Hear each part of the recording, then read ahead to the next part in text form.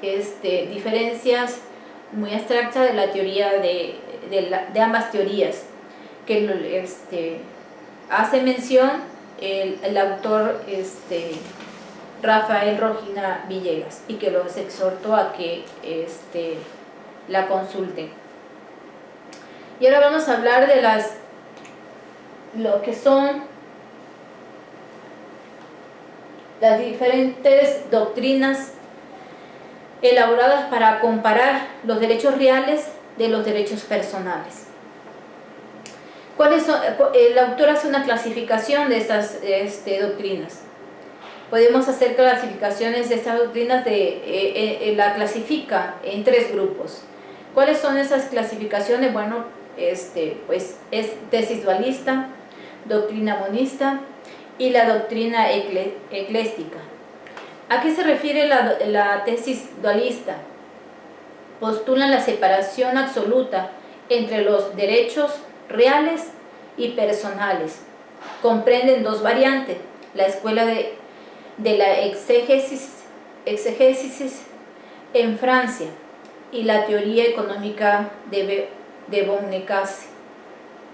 Y la segunda doctrina monista afirma la identidad de los derechos reales y personales, los cuales tienen 2 variantes: tesis personalista de Plianol, que identifica los derechos reales con los personales, y tesis objetiva de los autores que están mencionados, que asimila los derechos personales con los reales.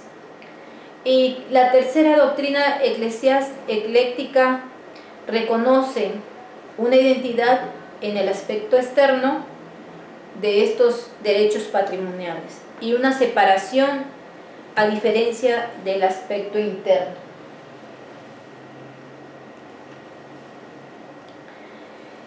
Y hablamos un poquito de lo que es, vamos a mencionar de la escuela clásica y del autor principalmente de Aubry y Rao, por cuanto hace qué es el derecho real y qué es el derecho personal. Hace una diferenciación el autor. Dice, el derecho real es el poder jurídico que se ejerce en forma directa e inmediata sobre un bien para su aprovechamiento total o parcial, siendo un poder jurídico oponible a terceros. Por consiguiente, los elementos del derecho real son la existencia del poder jurídico, la forma del ejercicio de este poder en una relación directa e inmediata entre el titular y la cosa, la naturaleza económica del poder jurídico que permite el aprovechamiento total o parcial de la misma, y por último la oponibilidad respecto de terceros para que el derecho se caracterice como absoluto, valedero, erga omnes. Y el derecho personal, la escuela clásica no encuentra ninguno de estas características. Dice, el derecho de crédito o personal se define como una relación jurídica que otorga al acreedor la facultad de exigir al deudor una prestación o una abstención de carácter patrimonial o moral. Son elementos del derecho personal los siguientes: la relación jurídica entre sujeto activo y pasivo, la facultad que nace de la relación jurídica a favor del acreedor para exigir cierta conducta del deudor, y C, el objeto de esta relación jurídica, que consiste en una prestación o abstención de carácter patrimonial o simple moral, o de simple moral. Comparando estos distintos atributos de los derechos reales y personales, podremos afirmar la separación irreductible en los términos de la escuela clásica.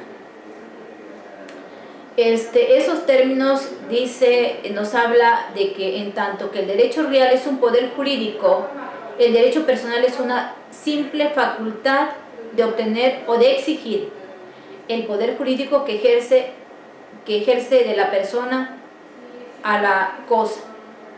El derecho real tiene por objeto un bien.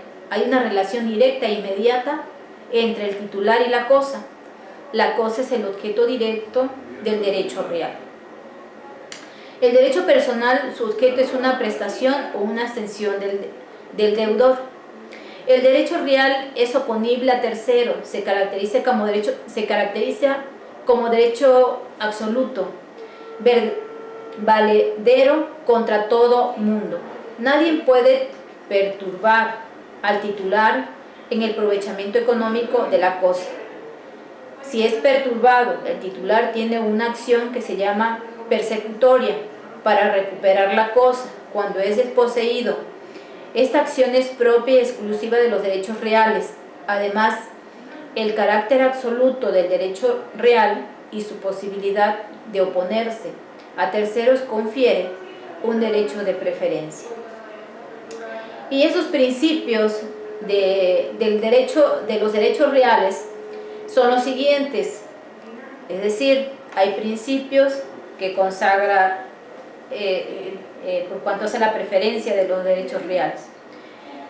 Habla de dos principios. El primero es el tiempo, es decir, el primero en derecho dentro de la misma categoría de los derechos reales. Y el segundo, la mejor calidad del derecho real lo otorga preferencia sobre derechos reales la inferior categoría, aun cuando sean constituidos con anterioridad. Es decir, ante la igualdad de derechos reales, por ser de la misma categoría, la preferencia se establece por el tiempo. Y la teoría de Bonne-Case encuentra que hay dos fenómenos económicos fundamentales, diversos, que constituyen el contenido respectivo de los derechos reales y personales. Le recordamos que estamos hablando de lo que son las diferentes doctrinas laborales elaboradas para comparar los derechos reales de personales. Y esas, estoy haciendo mención de las teorías de cada uno y de los comentarios que realiza. Se encuentra, dice, la teoría de Bonne-Case se encuentra que hay dos fenómenos económicos fundamentalmente diversos que constituyen el contenido respectivo de los derechos reales y personales.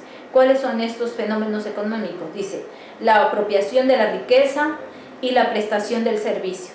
Estos fenómenos económicos permiten constituir la base respectiva de los derechos reales y de los personales. Dicho de otra manera, la apropiación de una riqueza puede desarrollarse en forma arbitraria.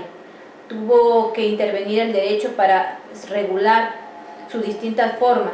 En el momento que la norma jurídica organiza la apropiación de la riqueza, nace el derecho real. Por eso, Bonne-Case define los derechos reales como la organización jurídica de la apropiación de la riqueza. El derecho real, por consiguiente, tiene como contenido la apropiación, aprovechamiento y regulación de una riqueza propia o ajena. En cambio, el derecho personal no es otra cosa que la organización jurídica del servicio. Y para la tesis personalista dice que la tesis monista existen dos variantes. La primera presentada por la escuela personalista de Ortolan y Pliagnol, en la segunda Gallou y Gassi, constituyen la teoría objetiva o realista. Sostienen que no es exacto que haya una relación jurídica directa e inmediata entre la persona y la cosa, que es un axioma incontrovertible, que las relaciones jurídicas necesariamente deben fincarse entre sujetos, que por consiguiente toda relación jurídica existe un sujeto activo y un sujeto pasivo, así como un objeto que en el derecho real como tal implica una relación jurídica, por lo que necesariamente debe tener un sujeto activo y un sujeto pasivo. Al afirmar que el derecho real es una relación directa entre la persona y la cosa, le da a este el carácter de sujeto pasivo, lo que es un absurdo. Por consiguiente, no puede haber relación entre persona y cosa, esta crítica obligó a Ortolán y a Pliagnol a buscar un sujeto pasivo en el derecho real. Es lo que afirma Locantinelli.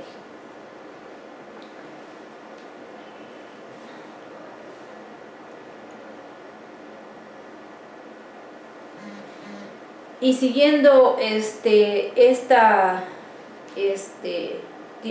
teorías, hablando de la teoría de Pliagnol, ha sido atacada, el mismo autor se ha encargado de rectificarla, independientemente de su misma rectificación, para sustentar tesis ecléctica y para conocer que el derecho real no se identifica con el personal en su aspecto interno. Vamos a referirnos a la crítica general que realiza. Hace dos críticas, dice: se afirma que no es característica de derechos reales exclusivamente el tener un sujeto pasivo universal, que al mismo razonamiento de Pliagnol nos permite hablar de todo derecho absoluto relativo de un sujeto pasivo universal, porque él es simplemente una consecuencia de la obligación general de respeto de derechos ajenos. Es el resultado de la solidaridad social. Y la segunda crítica se refiere al concepto de deber que pretende fundar Pliagnol al afirmar que la obligación general de respeto es de carácter jurídico y no simplemente social. La crítica que se pone, que anteriormente se realiza, dice que se puede formular o puede determinar en lo siguiente: no hay una obligación previa cuyo incumplimiento traiga consigo la coacción patrimonial, simplemente hay un acto ilícito que es fuente de obligaciones. Y la teoría objetiva, esta teoría llamada objetivista, afirma que el derecho personal tiene la misma naturaleza que real. Se trata de una concesión monista, pero en ese sentido inverso en la tesis de Ortolán y Pliagnol. Y para la teoría ecléctica, entre la clásica y la personalista,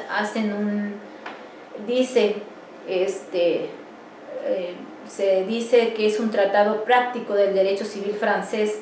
Sostienen una posición ecléctica conforme a la cual podría definirse el derecho real diciendo que es un poder jurídico que de manera directa e inmediata ejerce una persona sobre el bien determinado.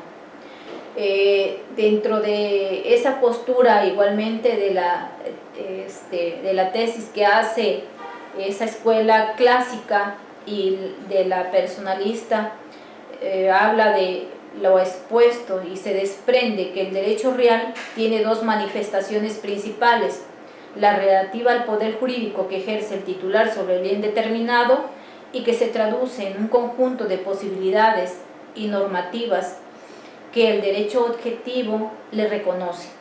Para poder realizar válidamente todos los actos jurídicos inherentes al aprovechamiento total o parcial del objeto sometido a su poder, y la referente a la relación jurídica que se origina entre el titular y los terceros en general, a efecto de que estos se abstengan de perturbarlo en el ejercicio del goce de su derecho. Y entramos al tema de eso, es por cuanto hace una breve reseña de las teorías. Vamos a entrar a lo que son las obligaciones reales.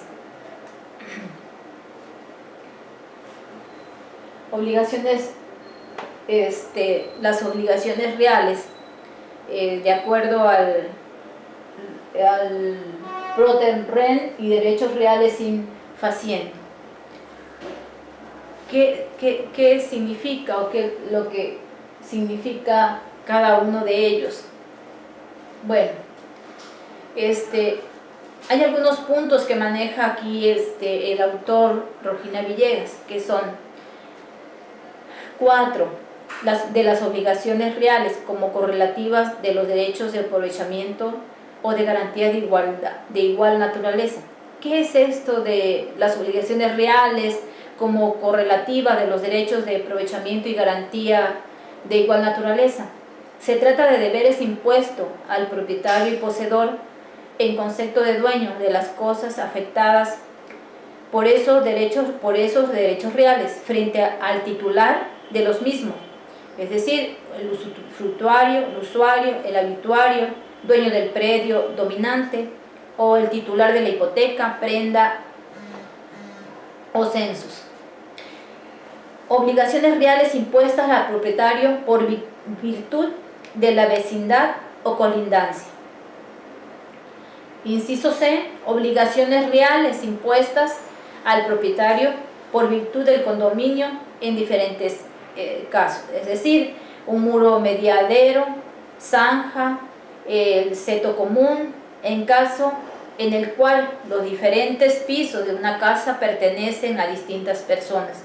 En lo que se refiere a las cosas comunes, entrada como por ejemplo patio, corredores, escaleras, sótanos, azotea, paredes, servicio de agua y drenaje. Obligaciones reales impuestas al titular de los derechos a aprovechamiento o de garantía.